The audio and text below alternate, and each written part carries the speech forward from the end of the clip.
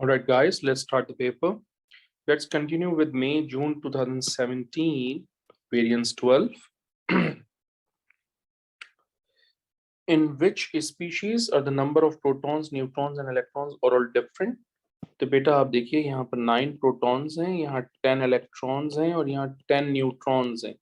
तो यहाँ इलेक्ट्रॉन्स और न्यूट्रॉन्स सेम है तो डिफरेंट तो नहीं हुए, तो ये ऑप्शन गलत हो गया। ठीक है, फिर यहाँ पर आपके पास 11 प्रोटॉन्स हैं, 10 इलेक्ट्रॉन्स हैं और 12 न्यूट्रॉन्स हैं। ये तीनों के तीनों डिफरेंट हैं, which is why B is going to be the right answer.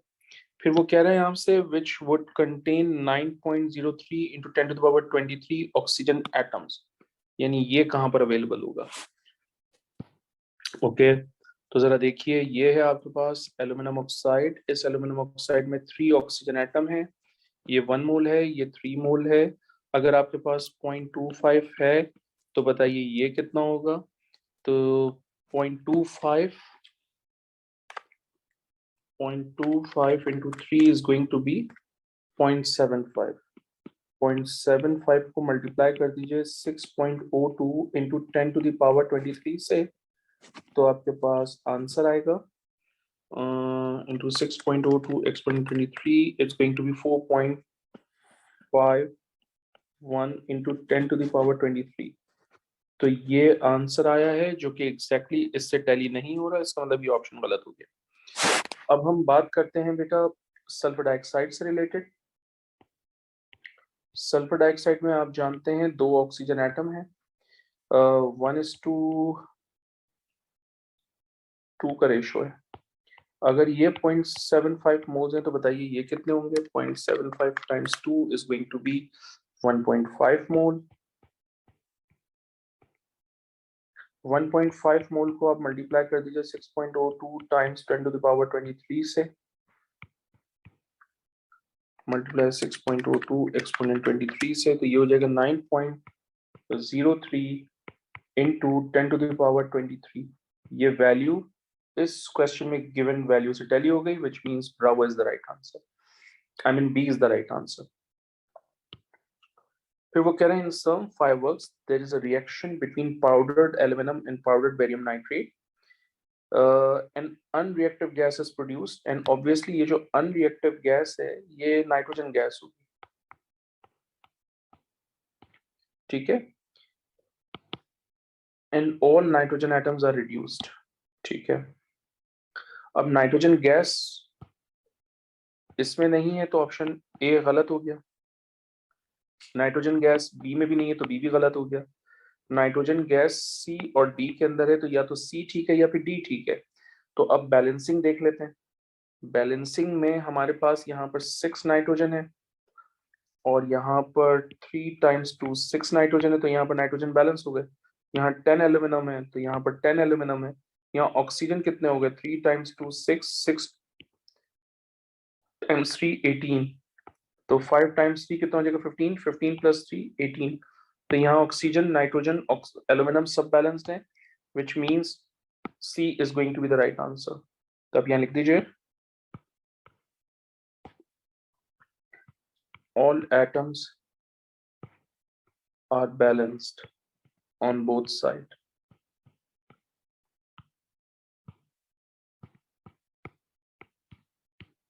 ठीक है, ये दोनों गलत क्यों हो गए।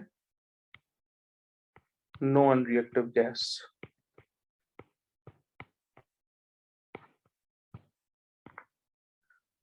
Which organic compound has the highest boiling point? Highest boiling point उसका होगा जिसमें strongest forces होंगी। इसमें induced dipole forces हैं, इसमें भी induced dipole forces हैं, इसमें permanent dipole forces हैं और इसमें अल्कोहल होने की वजह से हाइड्रोजन बॉन्डिंग हो रही है। And hydrogen bonding is the strongest one. सबसे ज्यादा बॉइलिंग पॉइंट भी इसी का होगा, तो D would be the right answer. वो कह रहे हैं आपसे at temperature of 2500 kelvin and a pressure of 1 into 10 to the power minus 4 pascal, 0.32 gram of sulfur vapor has a volume of this. What is the molecular formula of sulfur under these conditions? So we need to apply general gas equation obviously. तो general gas equation apply करने के लिए हम क्या करेंगे, PV equals to nRT apply करेंगे, PV equals to mRT upon mR, mR calculate करना चाहते हैं हम। तो मास हमारे पास कितना है 0.321, R की वैल्यू 8.31, टेम्परेचर आपको गिवन है 2500 केल्विन,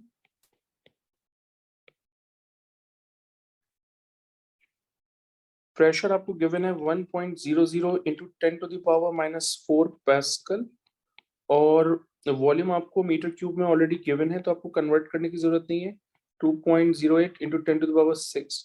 तो यहाँ से एम आर की वैल्यू बेटा आपके पास आ जाएगी 32.1, और 32.1 किसका होता है, सल्फर का होता है, and therefore A is going to be the right answer.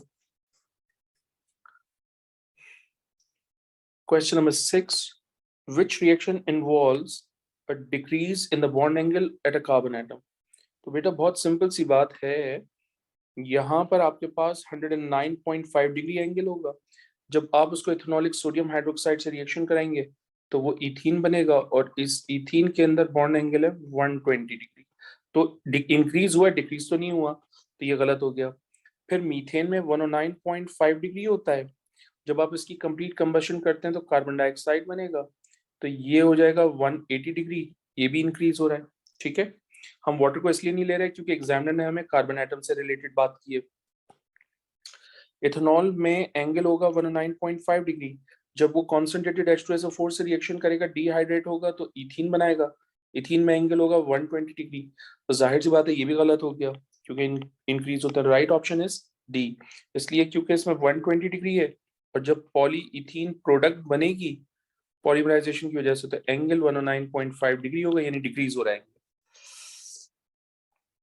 Question number 7. In the high temperature of car engine, nitrogen reacts with oxygen to give nitrogen monoxide. By the way, reaction endothermic बता रहे हैं. This reaction has an activation energy which is represented by EA. Which reaction pathway diagram could correctly represent this reaction? क्योंकि delta H की value plus है, इसका मतलब product की energy reactant की एनर्जी से ज्यादा होनी चाहिए, इसलिए ये भी गलत हो जाएगा, एंड ऑब्वियसली ये गलत हो जाएगा। अब प्रोडक्ट की एनर्जी रिएक्टेंट की एनर्जी से ज्यादा होनी चाहिए, तो प्रोडक्ट की एनर्जी रिएक्टेंट की एनर्जी से ज्यादा है, इस केस में भी, इस केस में भी, इस केस में भी। लेकिन जाहिर सी बात है एंडोथर्मिक रिएक्शन के लिए एक्टिवेशन एनर्जी का बैरियर ये होना चाहिए, और ये बैरियर जो है वो सिर्फ सी के अंदर है, and therefore C is going to be the right answer. D इसलिए गलत होगा क्योंकि एक्टिवेशन एनर्जी का बैरियर डाउनवर्ड दिखाया हुआ है उन्होंने, व्हिच इज रॉन्ग। ठीक है,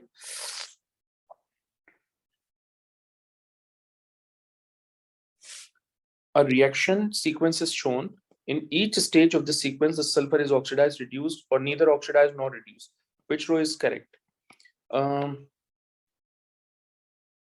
यहां से यहां जा रहे हैं तो +2 का इंक्रीज है, ऑक्सीडाइज हुआ है इसका मतलब, बल्कि ऑक्सीडाइज ही देख लें, एक minute.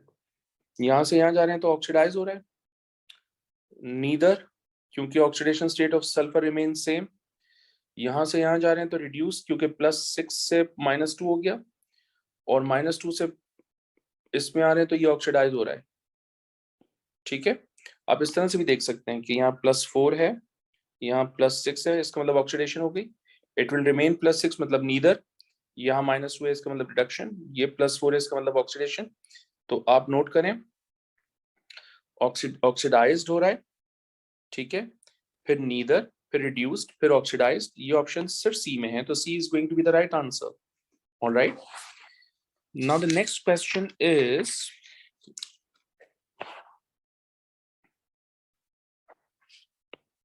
hydrogen and carbon dioxide gases are mixed at 800 Kelvin. A reversible reaction takes place. ठीक है, at equilibrium, partial pressure of H2 and CO2 are 10 kilopascal. Kp की value is given at 800 Kelvin. What is the partial pressure of CO in the equilibrium mixture?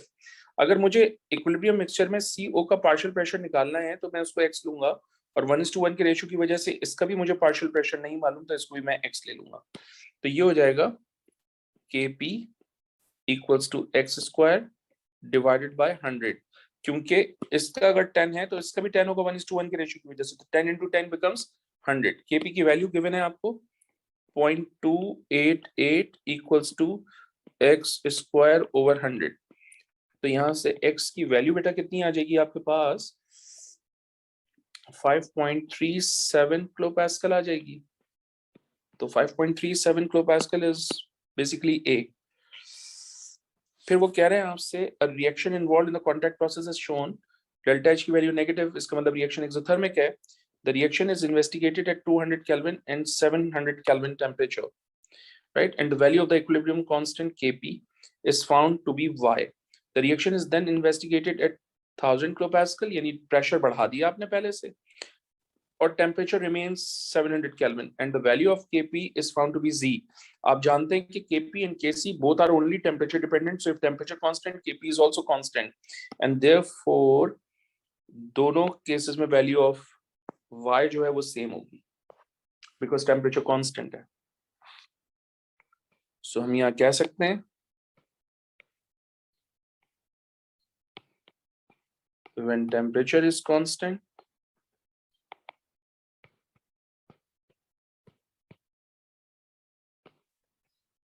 Kp is constant। ठीक है। Question number 11. The Boltzmann distribution for the hydrogenation of an alkene at a particular temperature in the absence of a catalyst is shown। ठीक है।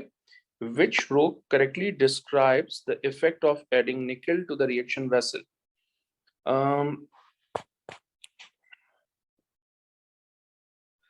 Nickel की addition is basically the use of catalyst, और catalyst only lowers the activation energy। ठीक है, not the shape of the graph।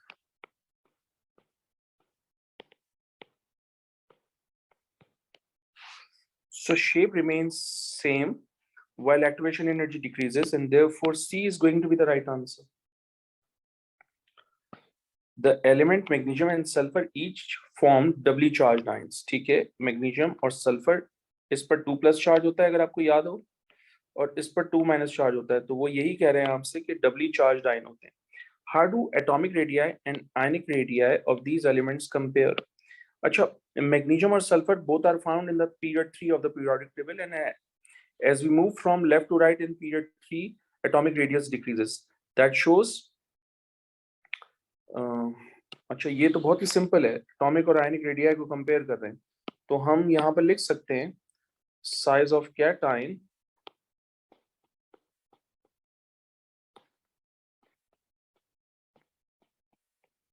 is smaller than neutral atom।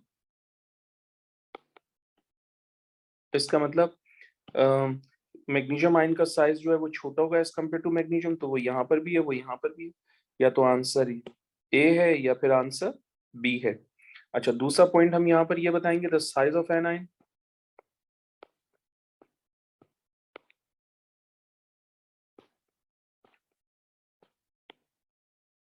Is greater than neutral atom. इसका मतलब sulphide ion का जो size होगा वो greater होगा, तो ग्रेटर साइज यहाँ पर है और यहाँ पर है एज कम्पेयर टू दिस। तो ये 4 चेक्स जो हैं वो बेसिकली कहाँ पर आ रहे हैं, बी में आ रहे हैं। So B is going to be the right answer.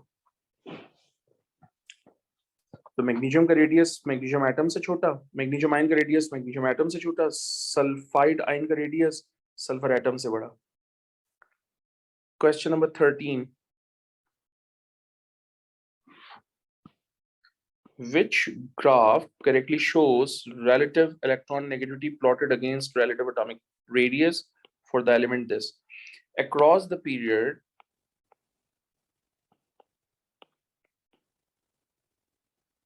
atomic radius decreases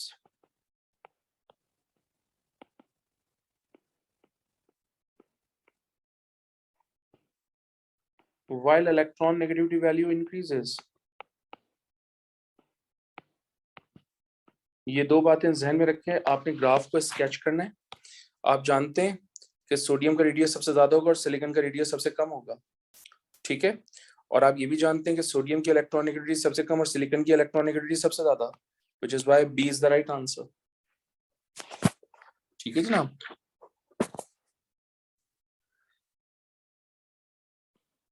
Trends are seen in the physical and chemical properties of the elements of group 2 and their compounds. Which property shows a decrease from magnesium to barium? तो magnesium से barium जब आप जाते हैं तो solubility of sulphate जो है वो डिक्रीज होती है, सॉलिबिलिटी ऑफ हाइड्रोक्साइड्स इंक्रीज होती है। तो right answer is C.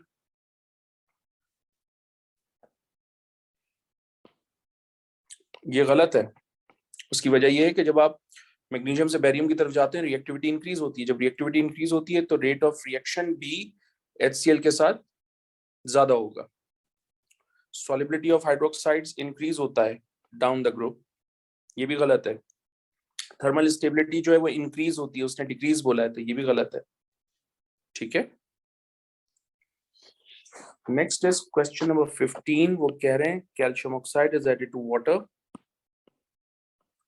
and the resulting mixture is filtered. This filtrate is X.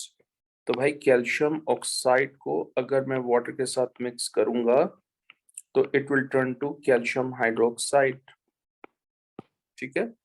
When carbon dioxide is bubbled through filtrate X, तो ये फिल्ट्रेट X है आपका। अगर मैंने इस फिल्ट्रेट X में कार्बन डाइऑक्साइड को बबल किया तो व्हाइट प्रेसिपिटेट इज फॉर्म, तो ये बनेंगे कैल्शियम कार्बोनेट के व्हाइट प्रेसिपिटेट और वाटर बन जाएगा आपके पास, ठीक है।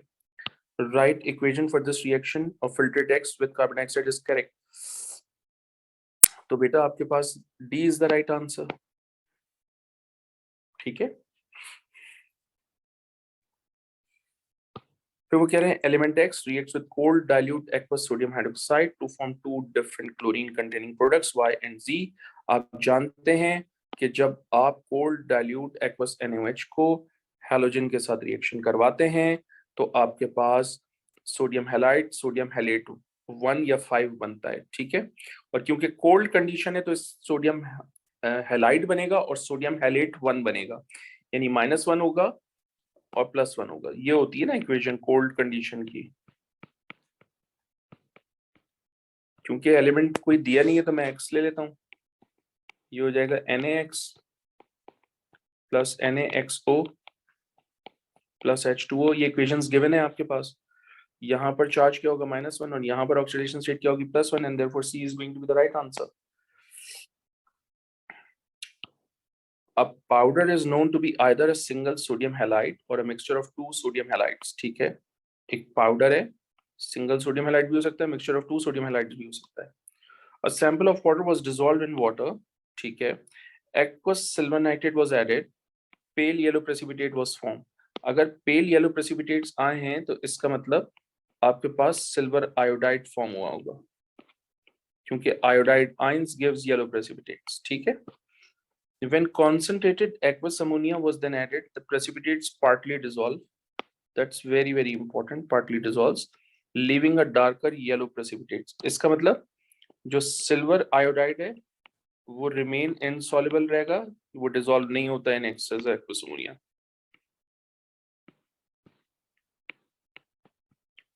लेकिन जो दूसरा है ना वो डिसॉल्व हो जाएगा। तो आप जानते हैं ये ऑप्शन रॉन्ग हो जाएगा क्योंकि इसमें तो आयोडाइड है अवेलेबल ही नहीं है। आप जानते हैं ये भी गलत हो जाएगा क्योंकि इसमें आयोडाइड अवेलेबल नहीं है। तो right answer is basically D, क्योंकि सोडियम क्लोराइड सिल्वर क्लोराइड बनाएगा जिसके व्हाइट प्रेसिपिटेट्स बनेंगे और येलो प्रेसिपिटेट्स बनेंगे सिल्वर आयोडाइड के। और जब दोनों मिक्सचर को आप उठाकर एक्वस अमोनिया से ट्रीट करवाएंगे तो व्हाइट प्रेसिपिटेट्स तो डिसॉल्व हो जाएंगे लेकिन येलो प्रेसिपिटेट्स विल रिमेन, ठीक है। तो D is going to be the right answer. Sodium iodide only, बेटा सोडियम आयोडाइड ओनली इसलिए गलत है क्योंकि उसने mixture of two sodium halides बोला है मुझे।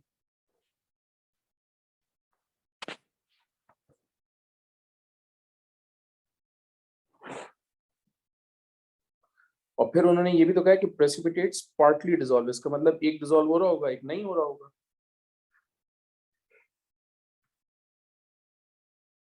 क्वेश्चन 18, वो कह रहे हैं the ammonia mine is form by the following reaction, which statement about the species involved in this reaction is correct। ये प्रोटॉन एक्सेप्टर है और ये कॉन्जुगेट एसिड बना है। वो कह रहे हैं the ammonia molecule contain a dative bond, ये गलत है क्योंकि अमोनिया मॉलिक्यूल में डेटिव बॉन्ड नहीं होता।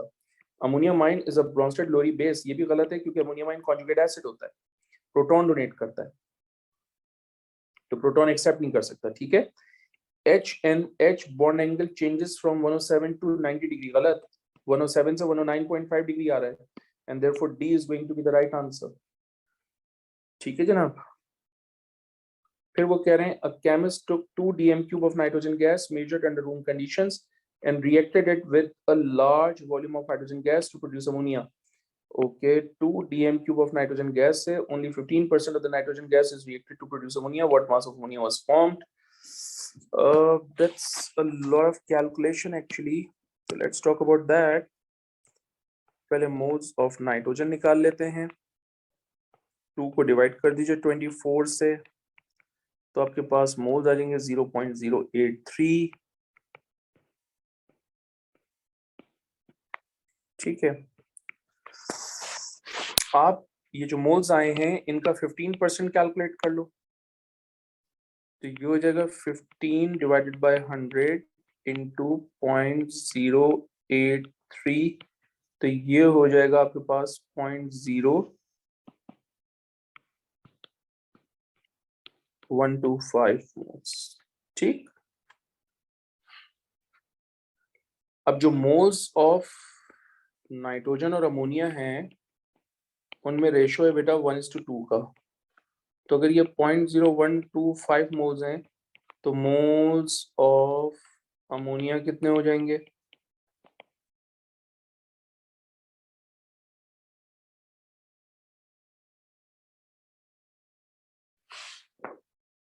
ठीक है, तो 0.0125 टाइम्स 2, तो इट्स गोइंग टू बी 0.025। मुझे मास कैलकुलेट करना है तो मैं अमोनिया के एमआर से मल्टीप्लाई कर लूंगा, 0.025 इंटू 17,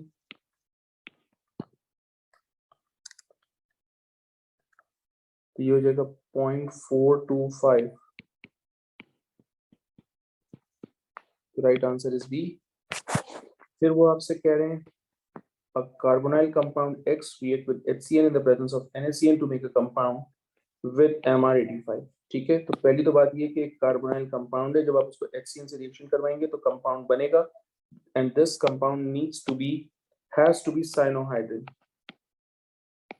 और जो साइनोहाइड्रिन बन रहा है उसका MR85 है। कंपाउंड X जो है वो does not react with Fehling reagent, इसका मतलब this this must be a ketone।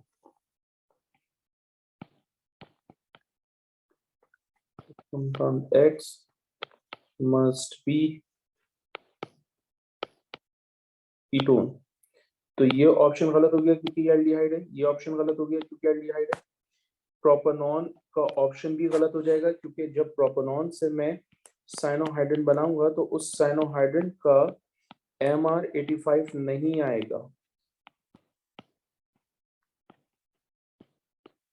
MR is not 85, and therefore guys B is going to be the right answer क्योंकि इसका MR85 आ जाएगा। कैसे देखिए, CH3 CH2 COH CH3 CN, ये cyanohydrin बन गया और इसका MR एग्जैक्टली 85 आ रहा है आपके पास। ठीक है, क्योंकि एग्जामिनर ने भी कोट किया हुआ।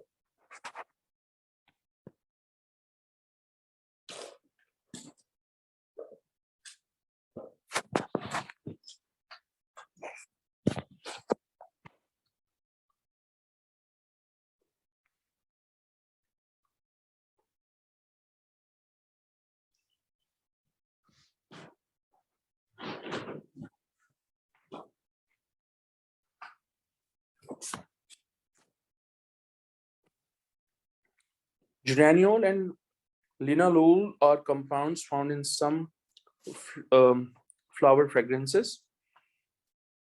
ये प्राइमरी अल्कोहल है, ये एल्कीन है, ठीक है। ये टर्शियरी अल्कोहल है और ये एल्कीन है। याद रखिएगा, ये प्राइमरी अल्कोहल है और एल्कीन है, और ये टर्शियरी अल्कोहल है और एल्कीन है। Which statement is correct? They are chain isomers of each other. Chain isomers of each other तो नहीं कह सकते, क्योंकि अगर चेन आइसोमर होता तो ब्रांचेस बनती, ब्रांचेस तो नहीं है, वो तो प्राइमरी अल्कोहल से टर्शियरी अल्कोहल हो गए, तो पोजिशनल आइसोमर्स कह सकते थे, ये गलत हो गया। They are geometrical isomers of each other. Geometrical isomers नहीं, इसलिए क्योंकि दो सिमिलर ग्रुप्स लगे हुए हैं डबल बॉन्डेड कार्बन एटम के साथ, तो इसलिए ज्योमेट्रिकल आइसोमरिज्म तो नहीं होगा इसमें, तो ये भी गलत। They are optical isomers of each other, ये तो है कायरल कार्बन, तो इसके तो मिरर इमेजेस बन जाएंगे, लेकिन इधर कोई कायरल कार्बन एटम नहीं है, इसलिए यहाँ पर मिरर इमेजेस नहीं बनेंगे, इसलिए ये भी गलत हो जाएगा।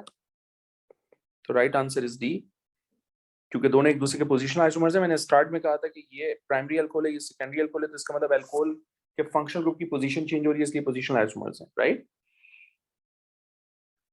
फिर वो कह रहे हैं which equation represents the initiation step of the substitution reaction between methane and chlorine? Initiation, तो initiate हमेशा कब होता है? जब chlorine molecule chlorine free radical में कन्वर्ट होता है, and therefore D is going to be the right answer. That's a very simple question. Aqueous sodium hydroxide reacts with 1 bromopropane to give propane 1 mole. ठीक है, ये primary alkyl halide है, NaOH से reaction कर रहा है, तो SN2 मैकेनिज्म फॉलो कर रहा होगा, which is a one step mechanism जिसमें इंटरमीडिएट नहीं बनता, ट्रांजिशन स्टेट बनती है। What should be included in the diagram of the first step in the mechanism? A curly arrow from a lone pair of the hydroxide ion into the partial positive this. ये बिल्कुल ठीक बात है। अगर आपको mechanism याद है तो आपको पता है कि जो न्यूक्लियोफाइल होता है SN2 में, वो अटैक करता है इलेक्ट्रॉन डेफिशिएंट पार्शियल पॉजिटिव या स्लाइड पॉजिटिव कार्बन एटम के ऊपर, और at the same time halide ions निकल जाते हैं, तो राइट आंसर इज ए। बाकी भी पढ़ लेते हैं। A curly arrow from the C plus atom to 1 bromide to the, नहीं, ये रिएक्शन SN2 होता है, SN2 साइमल्टेनियसली होता है, तो पहले हैलाइड आयन नहीं निकलता, ठीक है, तो ये गलत हो जाएगा आपका। फिर वो कह रहे हैं a curly arrow from CBr bond to the carbon atom, नहीं, उल्ट ये वाला बॉन्ड इस तरह से तो नहीं ब्रेक होता, तो ये भी गलत हो जाएगा।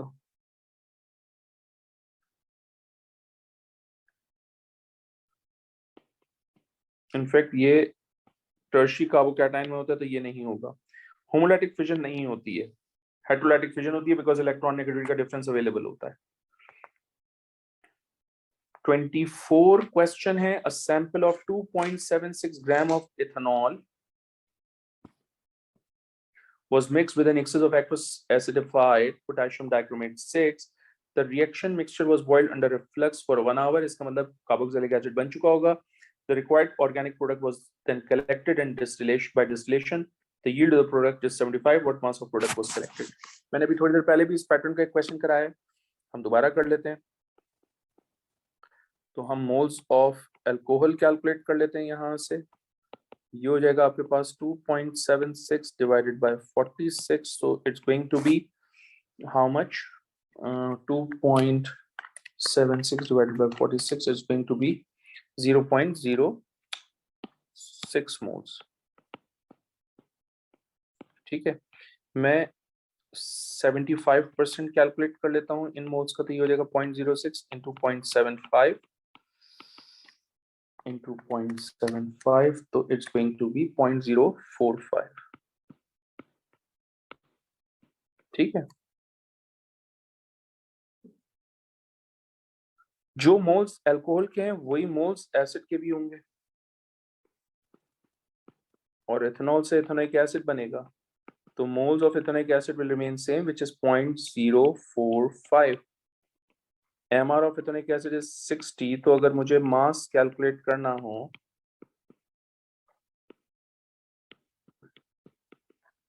तो 0.045 into 60, तो ये हो जाएगा आपके पास 2.7 ग्राम, 2.7 ग्राम, तो C is going to be the right answer.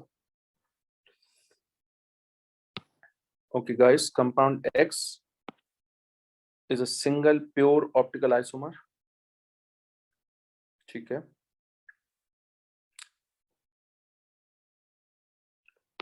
ये सारे के सारे ऑप्टिकल आइसोमर्स हैं क्योंकि सबके पास chiral कार्बन एटम्स हैं। फिर वो कह रहे हैं X is heated with excess of concentrated H2SO4, only one organic product is formed. What could X be? अच्छा, क्योंकि इसमें वर्किंग बहुत ज्यादा है तो हम एक काम करते हैं, हम इस क्वेश्चन को इसके ऑप्शन को पिक कर लेते हैं यहाँ से, ताकि हम एक पेज लेकर उस पर सॉल्व कर लें, हमारे लिए काफी कन्वीनियंट हो जाएगा वो। ठीक है, हम पेज ले लेते हैं और उस पेज पे फिर काम करते हैं।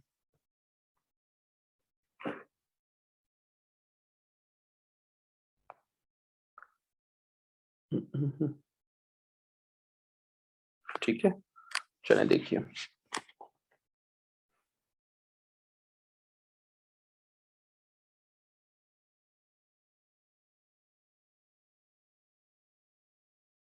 ठीक है, ये है ना ऑप्शंस आपके पास। देखो, हमने आपको बात समझाई थी कि आप OH हटाएं, कार्बन पे पॉजिटिव चार्ज लगाएं, ये आ गया कार्बन पे पॉजिटिव चार्ज।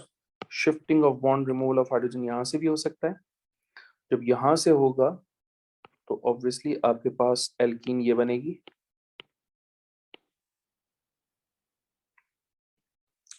एक बॉन्ड यहाँ, एक बॉन्ड यहाँ। और अगर shifting of bond, removal of hydrogen यहां से हो रहा है तो आपके पास एल्कीन ये बनेगी। तो आपके पास इस केस में 2 प्रोडक्ट्स हैं, एग्जामिनर 1 प्रोडक्ट मांग रहे हैं, इसलिए ये ऑप्शन गलत हो जाएगा। सही है, हमने आपको बात सिखाई थी कि आप OH हटाएं, कार्बन पे प्लस चार्ज लगाएं, ये लगाया हमने प्लस चार्ज। अब shifting of bond, removal of hydrogen इस कार्बन से भी हो सकता है, तो जब इस कार्बन से होगा तो ऑब्वियसली आपके पास प्रोडक्ट ये बनेगी।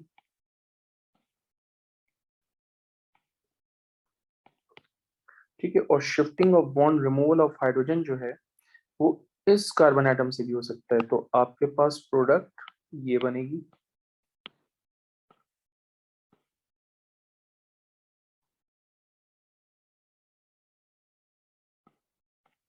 तो यहां से भी आपके पास 2 प्रोडक्ट्स हैं, इसका मतलब ये हुआ कि ये ऑप्शन भी आपका गलत हो गया। सही है। अच्छा, हमने आपको ये बात सिखाई थी कि जब OH डिहाइड्रेशन करें, OH हटा दीजिए, OH हटा देंगे तो कार्बन के ऊपर प्लस चार्ज आ जाएगा। अब shifting of bond, removal of hydrogen यहां से भी हो सकता है, तो जब यहां से होगा तो बेटा आपके पास ये एल्कीन आ जाएगी। और shifting of bond, removal of hydrogen इस कार्बन एटम से भी तो हो सकता है, तो जब इस कार्बन एटम से होगा तो डबल बॉन्ड यहाँ, ये यहाँ आ जाएगा इस तरह से। सही है।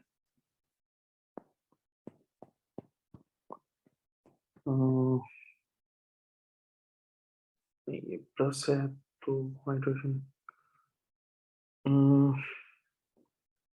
नहीं, यहाँ से भी तो हो सकता है बेटा, एक मिनट।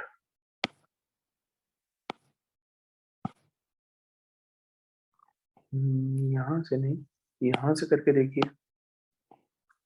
तो जब यहाँ से करके देखेंगे आप तो एल्कीन ये बनेगी आपके पास, ये आ गया। सही है, तो ये भी 2 प्रोडक्ट्स हैं, तो ये भी ऑप्शन गलत हो गया, तो राइट आंसर क्या हो जाएगा? डी हो जाएगा। सही है, जब ए गलत, बी गलत, सी गलत, तो डी हो जाएगा। अब डी कैसे ठीक है ये देख लीजिए। OH हटाएं, कार्बन पे प्लस चार्ज लगाएं,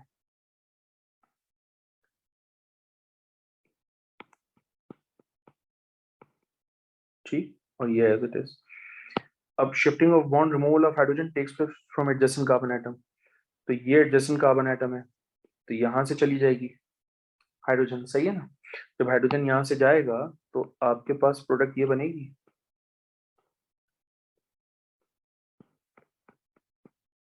और ये एज इट इज, इसके अलावा कोई और पॉसिबिलिटी नहीं है, सही है। तो ओनली वन प्रोडक्ट, और वो आपसे वन प्रोडक्ट ही तो मांग रहे थे, and therefore D is going to be the right answer. So right answer guys D. फिर आपके पास है 26, 2-bromo 2-methyl propane undergoes nucleophilic substitution when heated under reflux with an aqueous solution of this। ये जो आपके पास 2-bromo 2-methyl propane है, it's basically a tertiary alkyl halide, it is 3-degree alkyl halide, and 3-degree alkyl halide always undergoes SN1 mechanism, ठीक है। तो ये जो nucleophilic substitution reaction है, ये भी आपका क्या होगा, SN1 रिएक्शन होगा। तो जब SN1 रिएक्शन होता है तो जाहिर सी बात है आपके पास इंटरमीडिएट कार्बोकैटाइंस बनते हैं, और ये स्टेबलाइज होते हैं because of the positive inductive effect of electron donating alkyl group. Reaction 2 step में होता है, सॉल्वेंट यूज होता है। ये वो समरी है जो कि मैं शेयर कर रहा हूँ आपके साथ। अब हम पढ़ते हैं, तो या तो आंसर ए है या फिर बी, क्योंकि SN1 मैकेनिज्म इन्हीं दोनों में है, तो ये दोनों तो गलत हो जाएंगे, ठीक है।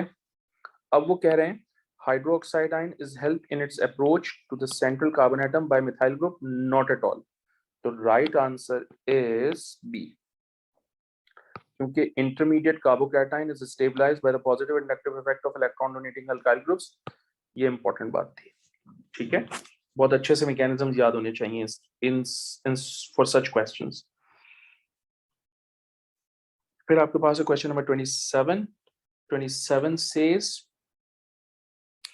कि ये एक कंपाउंड है, स्ट्रक्चरल फॉर्मूला ऑफ 2,4-DNPH, ठीक है। तो भाई ये 2,4-DNPH का फॉर्मूला है आपके पास। Many but not all organic reactions needs to be heated before reactions. Which reaction occurs at a good rate at room temperature and pressure? तो क्रैकिंग के लिए यू नीड हीटिंग, ये गलत हो गया क्योंकि ये क्रैकिंग है। क्रैकिंग के लिए we need temperature condition, right. फिर ये न्यूक्लियोफिलिक सब्स्टिट्यूशन रिएक्शन है, इसमें हमें जाहिर सी बात है रिफ्लक्स कंडीशन चाहिए होती है रिएक्शन परफॉर्म करने के लिए, अंडर इथेनॉल या हाई प्रेशर चाहिए होता है, इसलिए ये भी गलत हो जाएगा। आप यहाँ पर हाई प्रेशर भी लिख सकते हैं, अगर आप सील्ड कंटेनर के अंदर कर रहे हैं तो हाई प्रेशर चाहिए होता है, इसलिए गलत हो जाएगा। फिर न्यूक्लियोफिलिक सब्स्टिट्यूशन रिएक्शन है तो हम इसको हीट करते हैं, तो ये भी गलत हो जाएगा। तो right answer is D, because condensation reaction जब भी एल्डिहाइड कीटोन में होते हैं वो हमेशा रूम टेम्परेचर पे होते हैं, तो रूम टेम्परेचर प्रेशर पे हो गई ये रिएक्शन, सही है। Question number 28, a carboxylic acid P has no possible chain isomers, यानी एक कार्बोक्सिलिक एसिड है जिसमें कोई चेन आइसोमर नहीं है। It reacts with alcohol Q that has only one positional isomer, ठीक है। तो वन पोजिशनल आइसोमर है तो इसका मतलब प्रोपेन 1 ओल हुआ, क्योंकि उसमें ब्यूटेन भी हो सकता है क्योंकि उसमें भी 2 आइसोमर होते हैं। तो it can be either propane 1 ओल और ब्यूटेन ब्यूटेनॉल।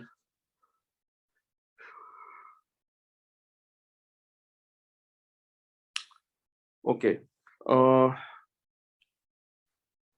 पहली तो बात ये कि जो पी है आपके पास वो इथेनोइक एसिड भी हो सकता है क्योंकि उसमें कोई चेन आइसोमेरिज्म नहीं बनेगा, और प्रोपेनोइक एसिड भी हो सकता है क्योंकि उसमें भी कोई चेन आइसोमेरिज्म नहीं बनेगा, और मेथेनोइक एसिड भी हो सकता है क्योंकि उसमें भी कोई चेन आइसोमेरिज्म नहीं बनेगा। लेकिन ब्यूटेनोइक एसिड पे चेन आइसोमर बन सकते हैं, इसलिए हम उसको यूज नहीं करेंगे। तो पी जो है वो इन तीनों में से कोई एक हो सकता है। जो अल्कोहल क्यू है उसमें 1 पोजिशन आइसोमर है तो वो प्रोपेनॉल हो सकता है क्योंकि प्रोपेन 1 ओल और प्रोपेन 2 ओल बनते हैं। इसके अलावा ब्यूटेन 1 ओल और ब्यूटेन 2 ओल भी बनते हैं, बट पेंटेनॉल नहीं ले सकते क्योंकि उसमें पेंटेन 1 ओल भी बन सकता है, पेंटेन 2 ओल भी बन सकता है, पेंटेन 3 ओल भी बन सकता है। तो इस कॉम्बिनेशन को देखकर आपने डिसाइड करना है कि बताइए हमारे पास एस्टर कौन सा हो सकता है। अगर ये दोनों आपस में कंबाइंड होंगे तो प्रोपाइल इथेनोएट बनेगा। प्रोपाइल इथेनोएट गिवन नहीं है तो इसका मतलब ये गलत हो गया। प्रोपेनॉल और प्रोपेनोइक एसिड बनेंगे तो प्रोपाइल प्रोपानोएट होना चाहिए। प्रोपाइल प्रोपानोएट भी नहीं है तो ये भी गलत हो गया कॉम्बिनेशन। फिर प्रोपेनॉल और मिथेनोइक एसिड है तो ये हो जाएगा प्रोपाइल मिथानोएट, तो प्रोपाइल मिथानोएट भी नहीं है तो ये भी गलत हो गया। अब अगर मैं ब्यूटानॉल और इथेनोइक एसिड लूं तो ब्यूटाइल इथेनोएट, तो ब्यूटाइल इथेनोएट भी गिवन नहीं है तो ये भी गलत हो गया। फिर आपके पास है ब्यूटाइल प्रोपेनोइक एसिड, जब रिएक्शन करेंगे तो ब्यूटाइल प्रोपेनोएट बनेगा, तो ब्यूटाइल प्रोपेनोएट अवेलेबल है, A is going to be the right answer. सही है, तो बेसिकली ये दो कॉम्बिनेशंस रिएक्शन करेंगे और ब्यूटाइल प्रोपेनोइट बनाएंगे।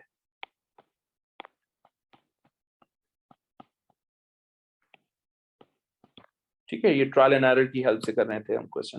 Which compound is chiral, okay, and reacts with sodium carbonate to give this. तो यार एक बात तो तय हो गई ना कि अगर सोडियम कार्बोनेट का रिएक्शन है इसका मतलब COH ग्रुप प्रेजेंट होना चाहिए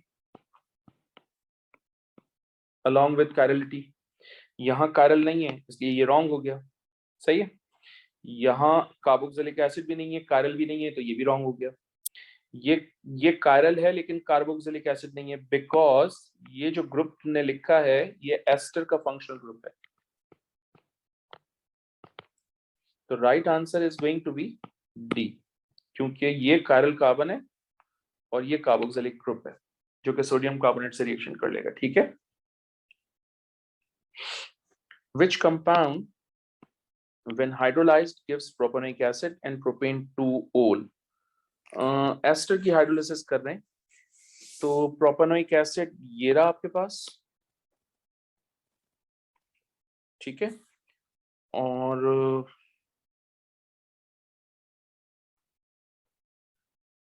प्रोपेनोइक एसिड ये है आपके पास, तो C is the right answer.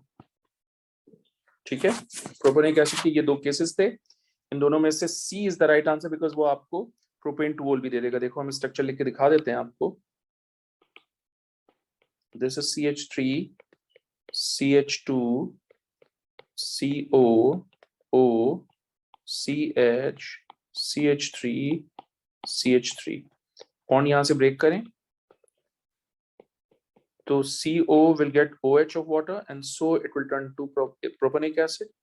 Oxygen will get hydrogen of water and so it will turn to propane 2-ol। तो मैं इसको इस तरह से भी लिख सकता हूँ, प्रोपेन 2-ol को CH3 CH OH CH3, तो इट इज प्रोपेन 2-ol। सही है। Question number 31, an isolated gaseous atom of element X has paired electron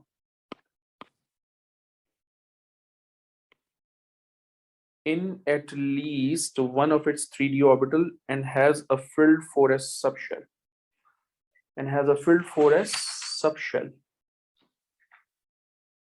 okay, iron configuration कर लेते हैं। आर्गॉन 3d में कितने इलेक्ट्रॉन्स होंगे 6, 4s में 2, तो 3d में एक पेयर आ गया और 4s फुल फिल्ड है, तो इसका मतलब ये ऑप्शन ठीक हो गया क्योंकि इसमें कंडीशन फॉलो कर रहा है। गैलियम का एटॉमिक नंबर हमें देखना पड़ेगा पीरियोडिक टेबल से। Gallium is found in period 3 of the periodic table, ये है इसका एटॉमिक नंबर 31। तो अगर एटॉमिक नंबर 31 है तो हम कॉन्फ़िगरेशन कर लेते हैं। Argon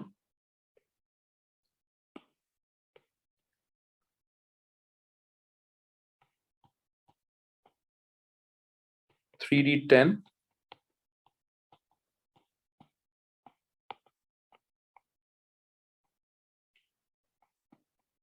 4s2 and 4p1। तो इसमें कंडीशन फॉलो हो रही है कि 4s फुलफिल्ड है और 3d में भी एक पेयर्ड इलेक्ट्रॉन है, at least one of its 3d, तो उसमें एटलीस्ट वन पेयर तो है, तो ये भी ठीक है। कॉपर से रिलेटेड बात कर लेते हैं। कॉपर का एटॉमिक नंबर 29 है, ये हो जाएगा आर्गॉन, 3d में कितने हो जाएंगे 10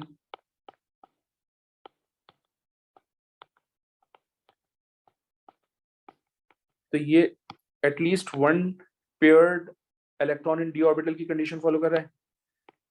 4s में 1 है, तो ये फॉलो नहीं कर रहा क्योंकि ये तो हाफ फिल्ड हो गया है, वो कह रहा था फुल फिल्ड है। इसका मतलब ये गलत हो गया and therefore B is the right answer. Which allotropes of carbon have giant molecular structure? Giant buckminster fullerene तो बेटा वो है नैनो पार्टिकल है, ठीक है। ये गलत हो जाएगा क्योंकि ये तो नैनो पार्टिकल है, नैनो पार्टिकल का तो जॉइंट मॉलिक्यूलर स्ट्रक्चर नहीं होता। तो पहला गलत हो गया, आंसर इज सी, क्योंकि डायमंड और ग्रेफाइट दोनों का जॉइंट मॉलिक्यूलर स्ट्रक्चर होता है। 33 which statement about endothermic reactions are correct? तो endothermic reactions are correct on the reaction pathway diagram the product of reaction are lower than that of the reactant। तो बेटा ये गलत हो गया ना, क्योंकि जब एंडोथर्मिक रिएक्शन होता है प्रोडक्ट की एनर्जी ज्यादा, रिएक्टेंट की एनर्जी कम, तो पहला स्टेटमेंट गलत हो गया। फिर वो कह रहे हैं there is a net transfer of heat energy from surrounding to the reaction system. बिल्कुल सही बात है, एनर्जी अब्सॉर्ब होती है फ्रॉम सराउंडिंग टू सिस्टम, तो ये ठीक है। The total bond energies of the reactants is always greater. बिल्कुल सही बात है, total bond energy, the energy absorbed in breaking the bond is always greater than the energy released in making the bond for endothermic reactions according to O-level chemistry। तो right answer is C। 34 की बात कर लेते हैं। The rate of chemical reaction can be increased by the addition of a suitable catalyst, for which reaction can the heterogeneous catalyst be? तो हमने आपको heterogeneous catalyst पढ़ाए थे, इसमें आयरन यूज होता है, तो जाहिर सी बात है ये ऑप्शन ठीक है। इसमें V2O5 यूज होता है, तो ये भी ऑप्शन ठीक है। और आप जानते हैं इसमें प्लैटिनम और रोडियम कैटलिस्ट दोनों इस्तेमाल होते हैं, तो ये भी ठीक है। इसका मतलब A is going to be the right answer because ये heterogeneous catalyst की एग्जांपल है।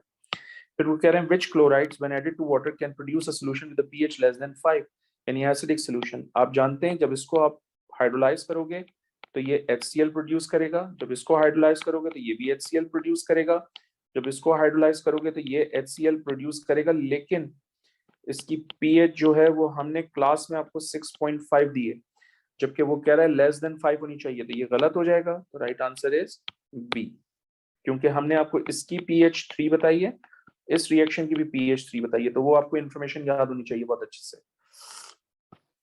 Acid rain continues to be a problem. Which statement about acid rain are correct? Acid rain is formed when oxides of nitrogen or oxides of sulfur reacts with water in the atmosphere। सही बात है, oxide of nitrogen या oxide of sulphur जब reaction करते हैं water के साथ तो एसिड रेन कॉज करते हैं। That's right, absolutely correct. Acid rain causes an increase in the concentration of heavy metal ion in water courses। ये बात भी बिल्कुल ठीक है। Nitrogen dioxide will catalyze the formation of SO3 from SO2 in the atmosphere। ये बात भी ठीक है, तो right answer is A। 37 which compounds contain a chiral center? Guys, you need to make the structure for this। 2-hydroxybutanoic acid, CH3 CH2 CHOH and COOH। तो बेटा ये chiral हो गई, तो ये तो ठीक हो गया। फिर 3-hydroxybutanoic acid, तो 3-hydroxybutanoic acid ये होगा OH CH2 COOH, तो ये भी chiral है आपके पास, ये भी ठीक है। फिर वो कह रहे हैं 4-hydroxybutanoic acid, 4-hydroxybutanoic acid का मतलब OH यहाँ पर लगेगा, CH2 CH2 COOH, यहाँ पर कोई chiral नहीं है, इसका मतलब ये ऑप्शन गलत हो गया। तो right answer is B. Question 38, the diagram shows the monomer used to make polyvinyl chloride, assuming that one particular molecule of the polymer forms n molecule of the monomer when n is many thousand। Which statement are correct? ठीक है। The relative molecular mass of this polymer molecule is approximately 62.5 n। बात तो सही है, because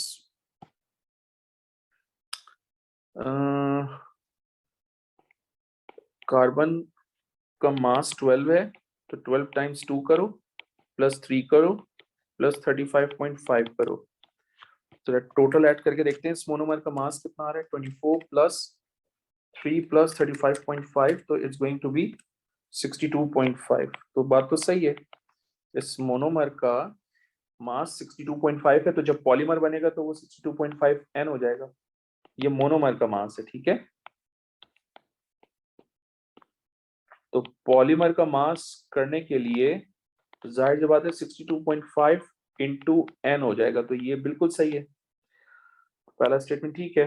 there are an chiral carbon atoms in this molecule, exactly ये chiral carbon atom होगा अगर ये पॉलीमर बनेगा तो, है ना।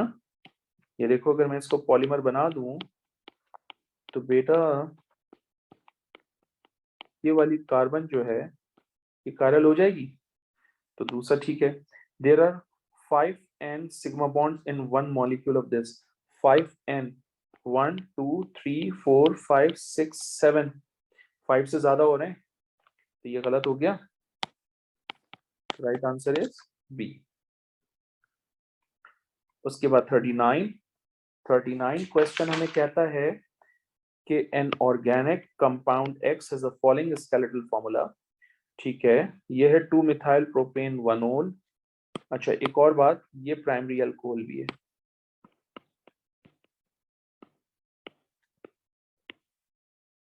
ठीक है। एक्स इज प्राइमरी अल्कोहल, ये बिल्कुल ठीक बात है। X will dehydrate to give a single alkene, बिल्कुल ठीक बात है। कैसे करेगा सिंगल एल्कीन, देखें हम आपको समझा देते हैं। हमने कहा था OH हटाएं, कार्बन पे प्लस चार्ज लगाएं, ये आ गया कार्बन पे plus charge. Shifting of bond, removal of hydrogen, इस कार्बन से करेंगे, जब इस कार्बन से करेंगे तो आपके पास एल्कीन ये बनेगी, तो सिर्फ एक ही एल्कीन बनेगी, 2 methyl propene.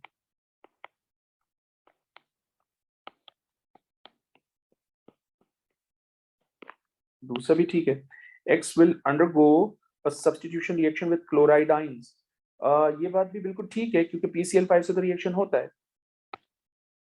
Do react with PCl5, statement ठीक है। 2,2,4 trimethyl pentanal is used in the manufacture of adhesives, which reagent would 2,2,4 react with? बेटा पेंटेनल है यानी एल्डिहाइड है,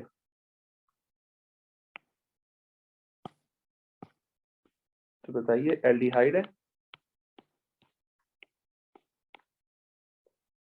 तो एल्डिहाइड 2,4-DNPH से रिएक्शन करता है,